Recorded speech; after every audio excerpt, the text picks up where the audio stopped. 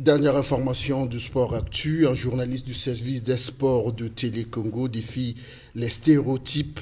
Il s'agit de Delphin Rodney Longoli, notre collègue qui mène une double vie alternant entre le journalisme et le karaté. Il a plusieurs fois été champion du Congo tout en étant chevalier de la plume et du micro. Comment arrive-t-il à concilier ces deux passions au quotidien?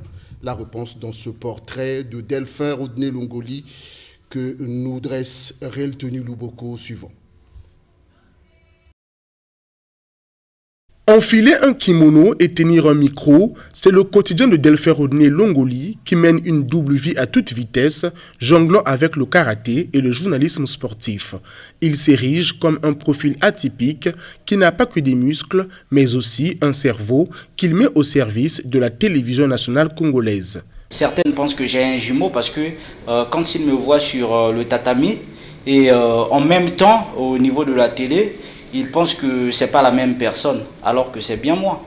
Je suis à cheval entre la télé et le tatami. Le natif de Mosaka, dans la cuvette, découvre très tôt le tatami à l'âge de 12 ans. Mais cela ne l'empêche pas de poursuivre ses études à Brazzaville, sanctionné par une licence à l'université Mayangwabi. En pratiquant le karaté, tout en partant également à l'école, à un moment donné, le karaté avait influencé mes études négativement.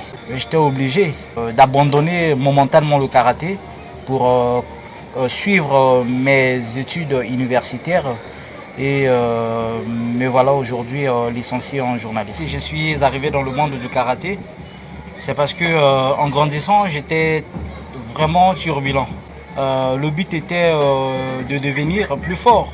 En regardant cette photo, je me rappelle de ma première séance d'entraînement dans la rivière d'Iré. Oui, cette photo me rappelle mon podium lors du championnat national. Plusieurs fois champion du Congo, celui qu'on surnomme Deux Jambes portait fièrement la double casquette d'étudiant journaliste et de membre de l'équipe nationale congolaise de karaté lors de son premier tournoi international. Pour la première édition du tournoi international du pôle Malebo à Kinshasa en 2022, c'était une expérience pour moi parce que le niveau de la compétition était trop élevé et j'ai réussi à sortir de là avec une médaille de bronze. Ceinture noire deuxième dan, Delphin s'entraîne au club Yoshitaka sous les ordres de maître Fiston Moussa, témoin oculaire de son ascension fulgurante. Delphin Longoli a bénéficié d'une bonne formation à la base. C'est un gars où, quand vous donnez une technique, vous ne répétez pas deux fois. Regardez Delphin, c'est prendre l'exemple de CR7. Cristiano Ronaldo, il venait avant tout le monde et il partait après tout le monde. En lui, je me suis reconnu par les jambes, parce qu'il manipulait bien les jambes comme moi. Mais quand j'ai vu cela, j'ai essayé de mixer, qu'il frappe les jambes et le poing.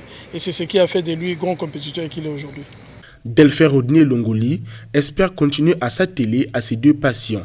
Il caresse le vœu de devenir un journaliste spécialisé dans les sports de combat et graver des échelons au karaté.